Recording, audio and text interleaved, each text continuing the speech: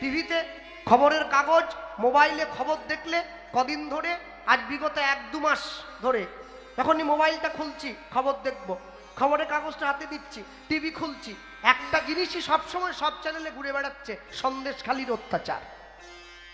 TV খুললেই কোনো সন্দেশ পাওয়া যায় না, শুধু খালি সন্দেশখালি, শুধু সন্দেশখালি। হ্যাঁ, মনে রাখবেন, এমনি এমনি কিন্তু নয়। এখনো যদি হিন্দু এক না হয়, ব্রাহ্মণ, ক্ষত্রিয়, বৈশ্য, শূদ্র, হাড়ি, মুচি, মেথর, ডোম, তেলি, কামার, চামার, রুহিদাস যারা আছে, এখনো যদি হিন্দু এক না হয়, পুরাতন রামগড়টাও কিন্তু সন্দেশখালি হয়ে যেতে বেশি দিন সময় লাগবে না। সেই দিনটা আমাদের সামনে এসে গিয়েছে। কেন বলুন তো?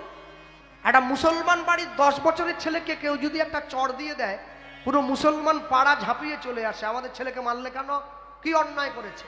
একটা হিন্দু বাড়ির লোক যদি রাস্তায় পা ভেঙে পড়ে থাকে, ওকে বাঁচাবার জন্য কেউ ছুটে যায় না, পাশ দিয়ে সবাই পালিয়ে যায়। আমাদের সর্বনাশের মূলে আমরা নিজেরা, অন্য কেউ নয়। হ্যাঁ, কেন? সবসময়ের জন্য মনে রাখবেন, যে গ্রামে 50টা মুসলিম বাড়ি থাকে একটা মসজিদ তৈরি হয়ে যায়, যে গ্রামে 500 হিন্দু বাড়ি থাকে একটা মন্দির তৈরি হয় না। যেটা আমাদের জীবন, এই মালা, তিলক, হরিনাম, কীর্তন, অনুষ্ঠান, মহোৎসব, মালা জপ সব বন্ধ হয়ে যাবে আর 20 বছর পর। হরিনাম যেখানে বসে করছ, সে মাটিটাই থাকবে না, মাটিটাই দখল হয়ে যাবে। তাকিয়ে দেখবে বাংলাদেশের দিকে কিভাবে বেঁচে আছে হিন্দুরা। মনে রাখবে, এখনো সময় আছে। এখন একজন বিপদে পড়লে পুরো পাড়া ঝাঁপিয়ে পড়বে। কেন বিপদ হবে? না না না, আমরা তো দরজা বন্ধ করে দেই, ওকে মারছে তুই যাসনি। আরে তোমাকে যেদিন মারবে সেদিন তুমি কোথায় যাবে? হ্যাঁ, 2 ভাই, বড় ভাইয়ের গায়ের জোরটা একটু বেশি, তো 2 ভাই যখন ঝগড়া লেগেছে, বড় ভাই ছোট ভাইকে ধরে 2-3টে চড় চাপড় দিয়ে দিয়েছে। ছোট ভাই কি করলো? বড় ভাইয়ের সঙ্গে গায়ের জোরে পেরে ওঠেনি, তাই ভুল ছুটে গিয়ে মুসলমান পাড়া থেকে 4টে ছেলে ডেকে এনে বড় ভাইকে মার খাওয়ালো। আমি পারিনি তো কি হয়েছে, ওরা তো তোকে মারবে। বড় ভাই যখন খুব মার খেয়েছে, অসুস্থ হয়ে গেছে, সুস্থ হয়ে ছোট ভাইয়ের ঘরে গিয়ে বলছে, ভাই সাহসটা কিন্তু তুই দেখিয়ে দিলি, আমি তোকে মেরেছি বলে তুই আমাকে মার খাওয়ানোর জন্য ওই পাড়ার থেকে 4 জন ডেকে আনলি। মনে রাখবি, একদিনকে কিন্তু ওরা দল বেঁধে এসে তোকে পিটাবে, সেই দিন কিন্তু তোকে বাঁচাবার জন্য কেউ থাকবে না। এখনো জীবনের সময় আছে। কোনদিন নিজেদের বিপদ, নিজেদের দুঃখ নিজেরা হাতে হাত দিয়ে মোকাবেলা করবে। এই যে কদিন পরে দোল উৎসব আসছে, মহাপ্রভুর জন্মতিথি, এটা 538তম জন্মতিথি। দোল উৎসব পালন হলে 539তম জন্মতিথি আমরা পালন করব। মনে রাখবেন। বলতে পারেন আপনাদের, আচ্ছা এই পুরাতন রামগড়টা কি পৌরসভা না পঞ্চায়েত? এটা পঞ্চায়েত। পৃথিবীর প্রথম পঞ্চায়েত অফিস কোনটা জানেন কেউ? জানেন না? পৃথিবীর প্রথম পঞ্চায়েত অফিস শিবাসঙ্গন। আর পৃথিবীর প্রথম পঞ্চায়েত প্রধানকে? চৈতন্য মহাপ্রভু। যে মানুষের দুয়ারে, আরে 500 বছর পরে দুয়ারে সরকার, 500 বছর আগে দুয়ারে ভগবান মানুষের ঘরে চলে গেছে, হাত জোড়ো করে নাম দিয়েছে। যে তাকে ভালোবেসেছে হাতে ধরেছে, যে ভালোবাসেনি তাকে পায়ে ধরেছে। এত কিছু দেয় মানুষকে। কেন? ছেলে মেয়েরা পড়াশুনো করে না, স্কুলে গেলে সরকার বলে বাড়ির থেকে কাশি নিয়ে আসবে, ভাত দেবো, মাছ দেবো, সোয়াবিন দেবো, ডিম দেবো। কেন? অন্তত পড়াশুনো করতে না আসুক, যদি ডিমের জন্য আসে 1 লাইন পড়িয়ে ছেড়ে দেবো। এত কিছু দিয়েও ছেলেদেরকে পড়াশুনো করানো যাচ্ছে না, সেই ঘুরে বেড়ায়। 500 বছর আগে মানুষকে কিচ্ছু দেয়নি, লক্ষ মানুষে তার পাশে ছুটে গেছে, শুধুমাত্র হৃদয়ের ভালোবাসাটা দিয়েছে। যতদিন পর্যন্ত হৃদয়ের ভালোবাসা বজায় থাকে, তোমার ক্ষতি কেউ করতে পারবে না। মানুষ পিছন থেকে একটু ঘেউ ঘেউ করবে বটে, ওটার নাম থাকলে বদনাম তো থাকবেই। পৃথিবীতে যাদের সুনাম আছে তাদের বদনামও আছে, ওটা নিয়ে ভেবে লাভ নেই। তুমি তোমার লক্ষ্যে এগিয়ে চলো। হ্যাঁ, আলেকজান্ডার বলেছিলেন কি, বলে আমি সেই দলকে ভয় পাই না যে দলে 100টা সিংহ লড়াই করে কিন্তু নেতৃত্ব একটা ছাগল দেয়। আমি সে দলকে ভয় পাই না। আমি সেই দলকে ভয় পাই যে দলে 100টা ছাগল লড়াই করে কিন্তু নেতৃত্ব একটা সিংহ দেয়। 100টা সিংহ লড়াই করে, ছাগল যদি নেতা হয় 100টা সিংহ ছাগলের মতো গিয়ে যুদ্ধক্ষেত্রে মারা যাবে। 100টা ছাগল লড়াই করবে, নেতা যদি সিংহ হয় ছাগলগুলো সিংহের মতো গিয়ে লড়াই করবে। সবার আগে আপনি ঠিক করুন আপনার জীবনের শুরুতে আপনি কাকে দাঁড় করিয়েছেন। না না, আমি ভোটে দাঁড়ানোর কথা বলিনি, সংসারের কথা বলছি। কুরুক্ষেত্রের মাঠে অভিমন্যু মায়ের পেটে শুয়ে অর্জুনের ছেলে চক্রব্যূহতে প্রবেশের নীতিটা শুনল, বেরোনোর পথটা বেলা ঘুমিয়ে পড়েছিল। কি সপ্তরথী মিলে অন্যায়ভাবে হত্যা করলো। চক্রব্যূহটা কি? চক্রব্যূহ কি মাঠের যুদ্ধ নাকি? সংসার রূপী কুরুক্ষেত্র। এখানে ঢোকার পথ আছে, বেরিয়ে যাওয়ার কিন্তু পথ নেই। বেরিয়ে যাওয়ার আগে যদি আপনি ঘুমিয়ে পড়েন, মৃত্যু এসে আপনাকে নীরবে টেনে নিয়ে চলে যাবে। মরণ আমাদের হবেই, তবে মরণটা যেন সুখের মরণ হয়। জন্মিলে মরিতে হবে, অমরকে কোথা কবে। কেউ আমরা পৃথিবীতে থাকতে আসিনি।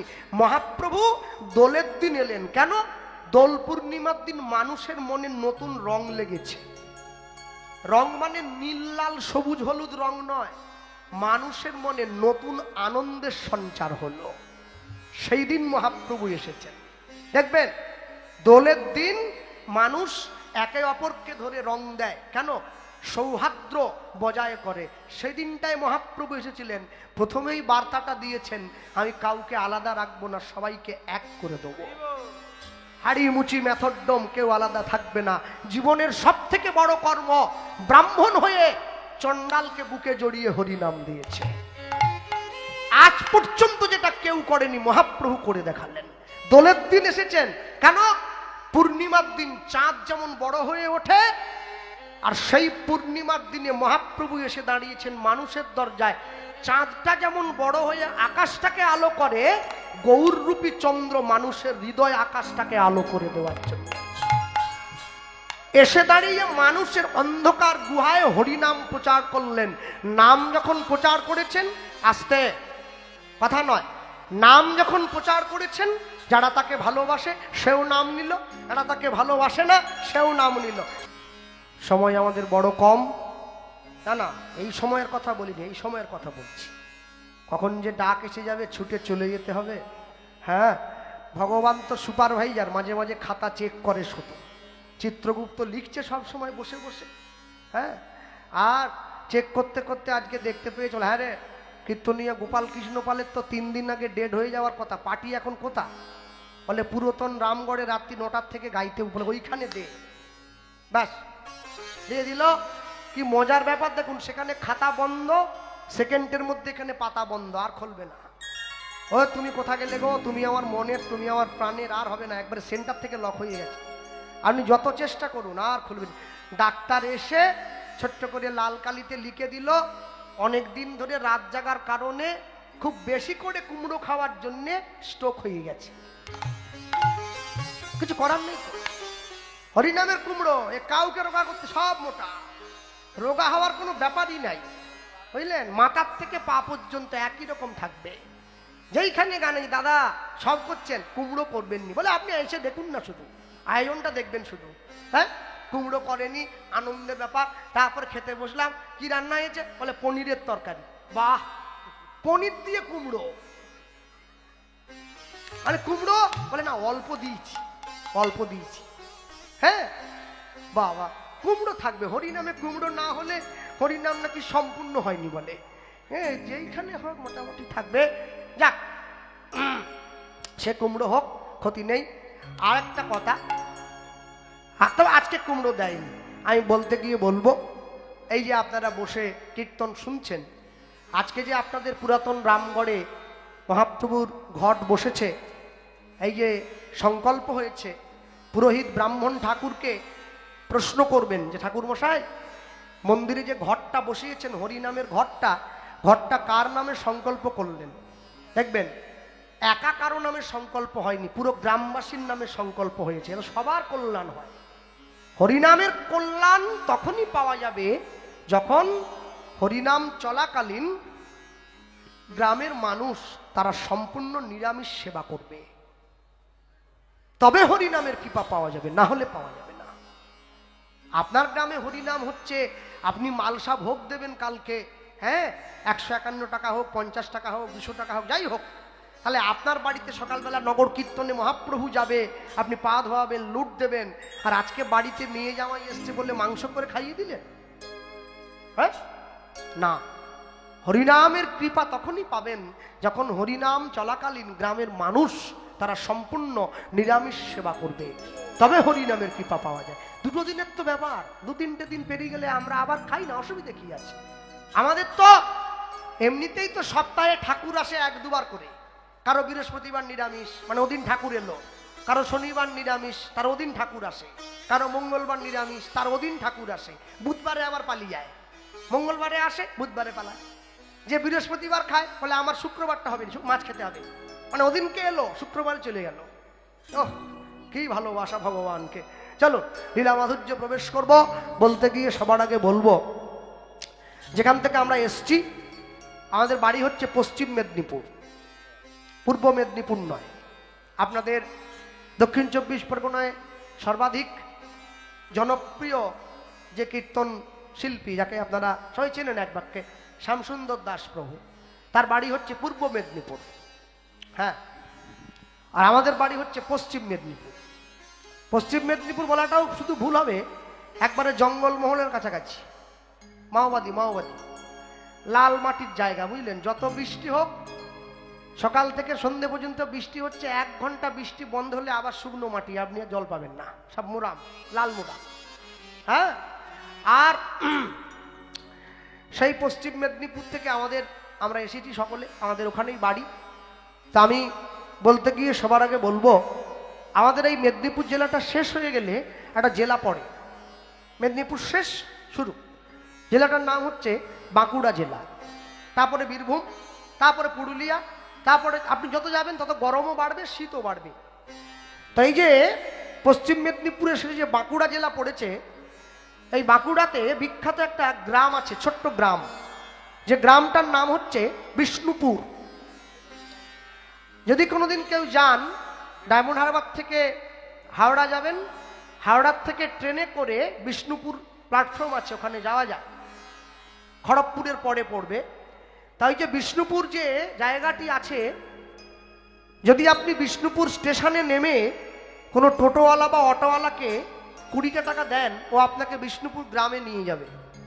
আপনি যখন বিষ্ণুপুর গ্রামে প্রবেশ করবেন, আপনি বিষ্ণুপুর গ্রামে ঢোকার সময় দেখবেন রাস্তার ওপরে বড় করে একটা সাইনবোর্ড দেওয়া আছে, সেখানে লেখা আছে আপনি ঐতিহাসিক বিষ্ণুপুরে প্রবেশ করছেন, ওপরে লেখা। যখনই আপনি গ্রামের মধ্যে ঢুকবেন, ঢোকার পরে দেখবেন রাস্তার দুদিকে মায়েরা বসে আছে, পোড়া মাটির তৈরি জিনিস বিক্রি করছে। বিষ্ণুপুরের পোড়া মাটির জিনিস জগৎ বিখ্যাত, মাটির পুতুল, মাটির শঙ্খ, মাটির কড়া, খুন্তি, হাঁড়ি। আর এই বিষ্ণুপুরে আরেকটা জিনিস জগৎ বিখ্যাত আছে, কি জানেন? ভগবানের সাক্ষাৎ বিগ্রহ রয়েছে বিষ্ণুপুরে, যার নাম হচ্ছে মদন মোহন। এই যে মন্দিরটা বানিয়েছেন গ্রামের মানুষ, এই মন্দিরে যে ভগবান বসবে, সেই ভগবানকে কিন্তু বছরে একবার হলেও রং করতে হবে, কাপড় পরাতে হবে, সাজাতে হবে। কেন? ময়লা পড়ে যায়, ধুলো পড়ে যায়। বাঁকুড়া বিষ্ণুপুরে যে মদন মোহন বসে আছে, আজকে 450 বছর ধরে একই আসনে একইভাবে বসে আছে, তাকে কোনোদিন সাজানোও হয়নি, রং করাও হয়নি। আপনি কালকে যদি দর্শন করেন না, দেখলে ভাববেন যে এক্ষুনি কিনে এনে কেউ বসিয়ে দিয়েছে। এই হচ্ছে তার মহিমা, সাক্ষাৎ বিগ্রহ। হ্যাঁ, আর আমার পরে রাসলীলা আছে, তাই তো? হ্যাঁ, মেঘনাথ কাকু গাইবে, আমার পরিচিত লোক। আমি বলতে গিয়ে বলবো, ভগবান মদনদেব গিয়ে ভগবানকে বশীভূত করার জন্য বাণ নিক্ষেপ করেছিল।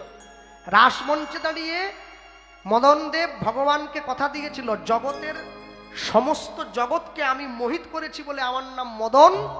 আজকে রাসমঞ্চে দাঁড়িয়ে তুমি আমায় মোহিত করলে বলে তোমার নাম দিলাম মদন মোহন।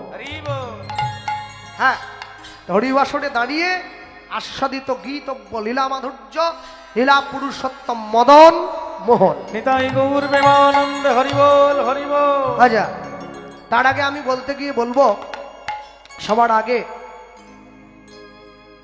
শ্রীকৃষ্ণ চৈতন্য মহাপ্রভু তিনি নিজে মদন মোহন দর্শন করার জন্য ছুটে গিয়েছিলেন বাঁকুড়া বিষ্ণুপুরে।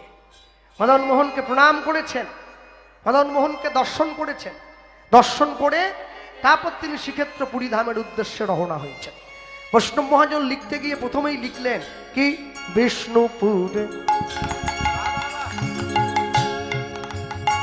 বিষ্ণুপুরে ছিল এক, ছিল এক, ছিল এক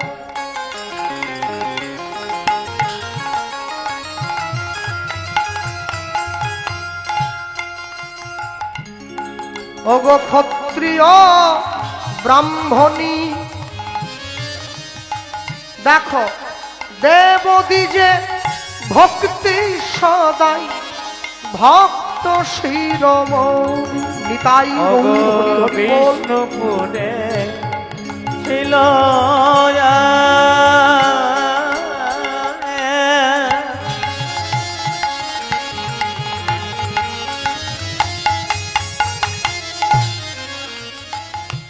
অগ ক্ষত্রিয় ব্রাহ্মণী, অগ দেবদ্বিজে ভক্তি সদা, সে যে ভক্ত শিরোমণি। সে যে দেবদ্বিজে ভক্তি সদাই ভক্ত শিরোমণি। সে যে দেবদ্বিজে ভক্তি সদা ভক্ত শিরোমণি। সদা কৃষ্ণ কৃষ্ণ কৃষ্ণ বলে, সদাই কৃষ্ণ কৃষ্ণ সদাই বলে। সদা কৃষ্ণ কৃষ্ণ কৃষ্ণ বলে, সদাই কৃষ্ণ কৃষ্ণ কৃষ্ণ বলে। ওগো ভাসে সদাই তুই নয়ন জলে। সদাই কৃষ্ণ কৃষ্ণ বলে। বলি গোবিন্দ তোমার হলাম বলে। সদাই কৃষ্ণ কৃষ্ণ কৃষ্ণ বলে। ওগো এ জন্মে নয় প্রতি জন্মে জন্মে সদাই কৃষ্ণ কৃষ্ণ কৃষ্ণ বলে। আমায় রেখো তোমার চরণ তলে। সদাই কৃষ্ণ কৃষ্ণ কৃষ্ণ বলে। ওগো তুমি কৃষ্ণ আমার হলে বলে। সদাই কৃষ্ণ কৃষ্ণ কৃষ্ণ বলে। রেখো তোমার চরণ তলে। কৃষ্ণ কৃষ্ণ হরি কৃষ্ণ বল। বলে। রেখো আমায় চরণ তলে। কৃষ্ণ কৃষ্ণ কৃষ্ণ বলে। কৃষ্ণ কৃষ্ণ কৃষ্ণ বলে। অগদেবদ্বিজে ভক্তি সদাই ভক্ত শিরোমণি। অগদেবদ্বিজে ভক্তি সদাই ভক্ত শিরোমণি। ভক্তদের মধ্যেও কিন্তু অনেক মারামারি আছে জানেন তো। দেখুন আমার তিলকের রংটা দেখুন, আমার তিলকের রংটা কিন্তু সাদা নয়, কালো, তাই না? হ্যাঁ, কারণ আমি যে পরিবার আশ্রয় করেছি আমার গুরুবর্গের মতে হচ্ছে কালো তিলক। তা অনেকে দেখবেন কীর্তন করে তিলকটা সাদা। তিলক হচ্ছে দু রকমের, একটা তিলক কাটা, একটা তিলক সেবা। তিলক কাটা কোনটা?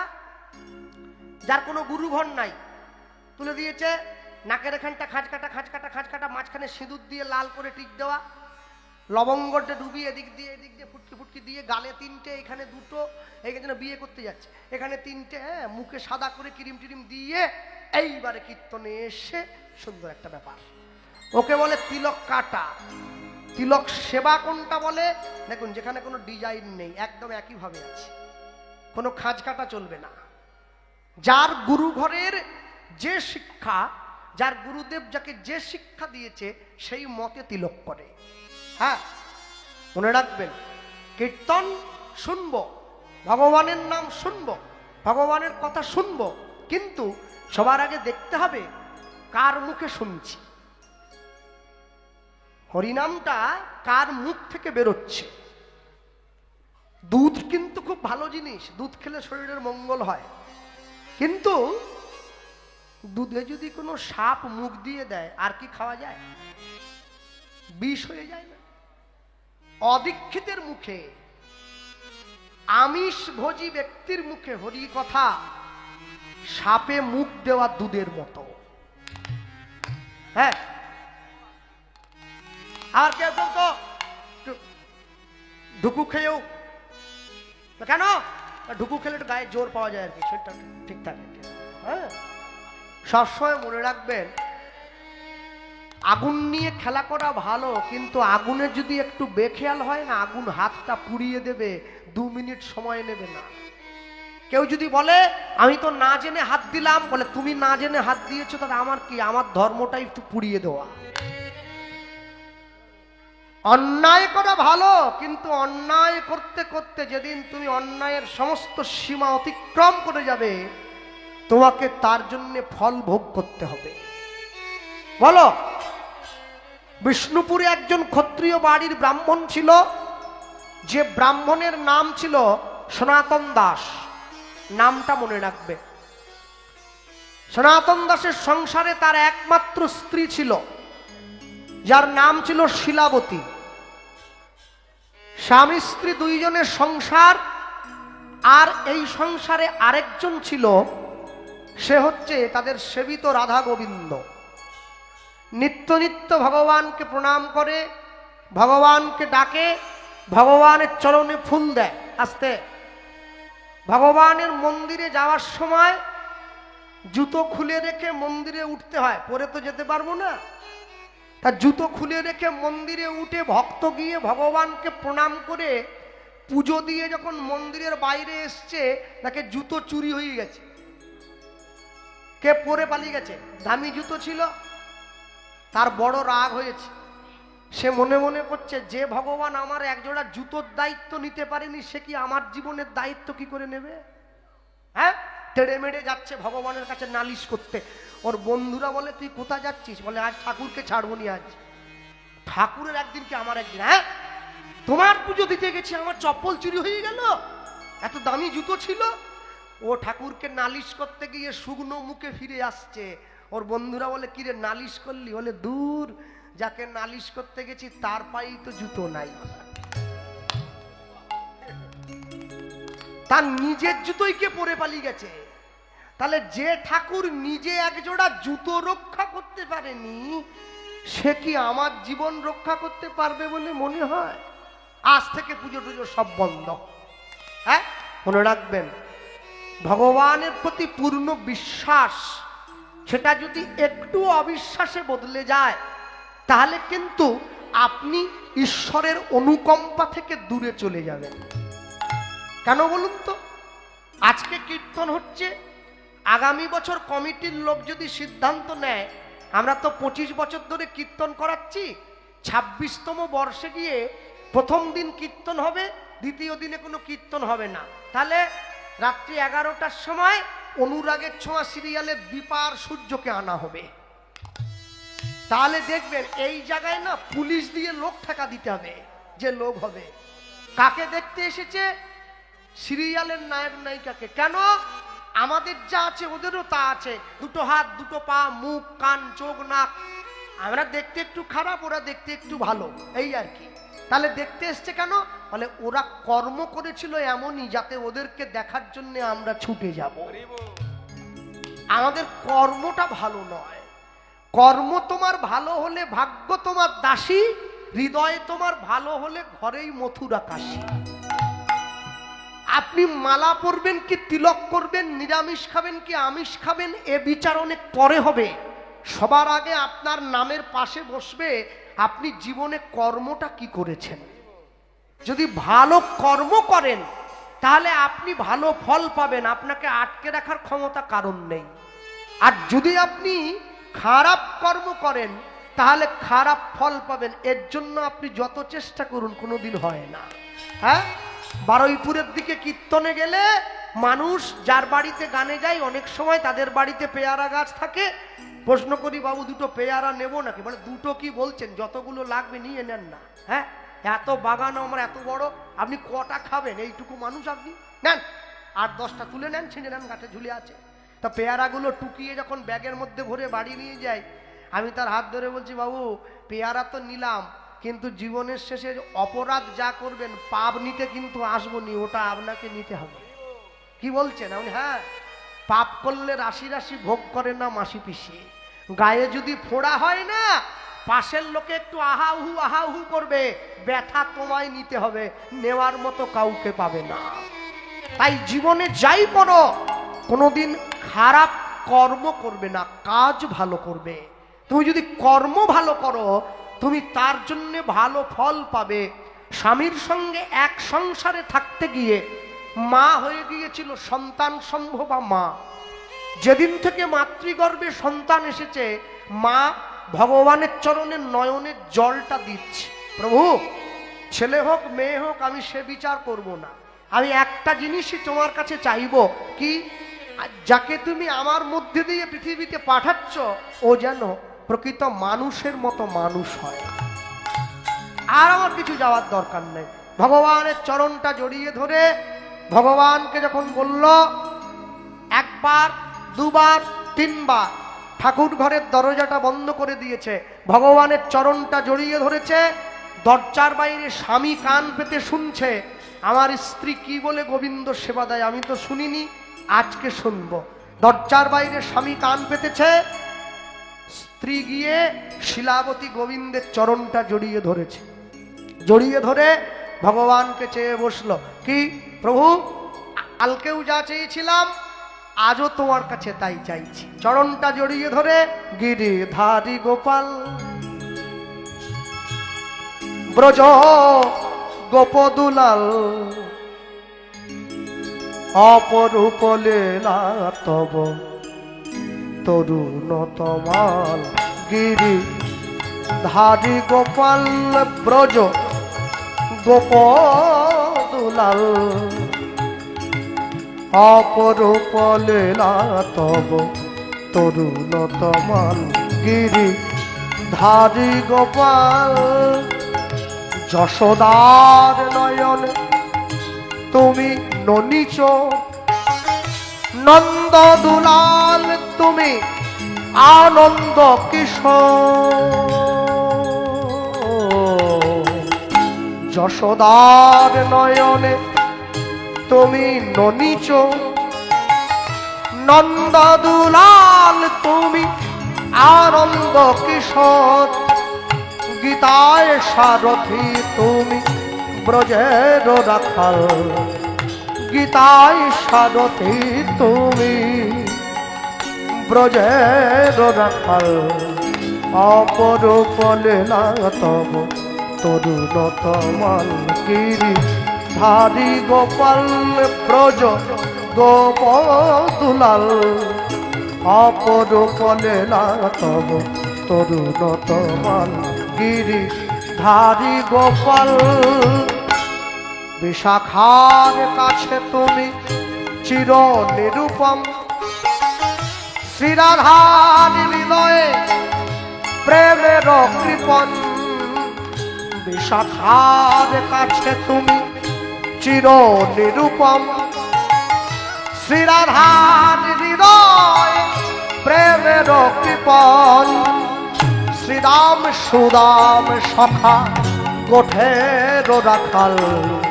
শ্রীরাম সুদাম সখা গোঠের রাখাল। অপরূপ লীলা তব তরুণ তমাল। অপরূপ লীলা তব তরুণ তমাল।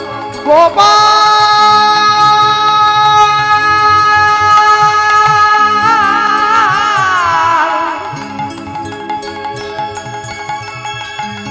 হে গোপাল,